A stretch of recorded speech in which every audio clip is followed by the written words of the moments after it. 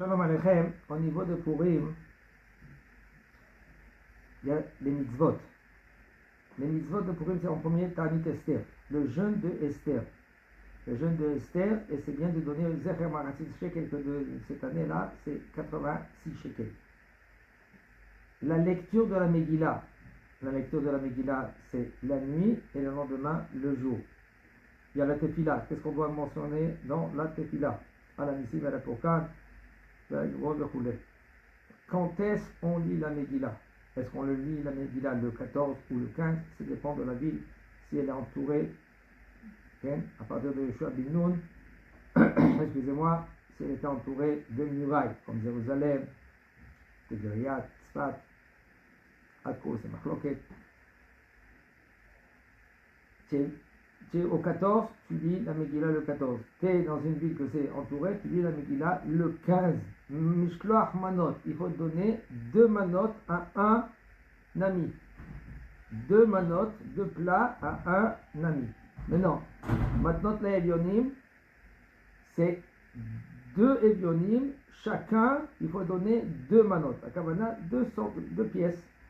Et on verra dans les détails, à 2 pauvres. Il y a la mitzvah de Simchat Purim. La mitzvah de Simchat Purim, c'est de manger de la viande avec du vin et de boire du vin. Et c'est bien de manger du pain. Et il faut être saméach.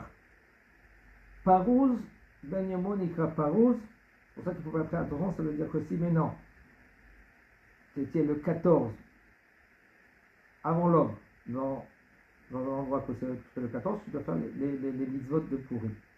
Et si maintenant, tu vas le soir, après que tu as fini le lendemain, tu as fini tous les mitzvot, tu as Mishloach Manot, maintenant la Evionim, Nekar Megillah le matin et le soir et le matin avec Ken, tu veux maintenant y aller à Jérusalem pour faire aussi Purim.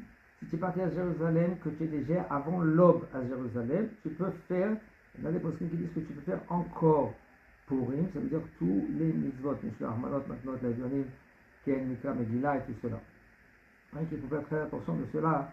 Des fois, tu crois que tu peux gagner, en fin de compte, tu as perdu.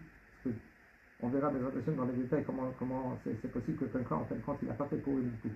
Et c'est dommage, c'est des mitzvot qui sont très, très, très importants.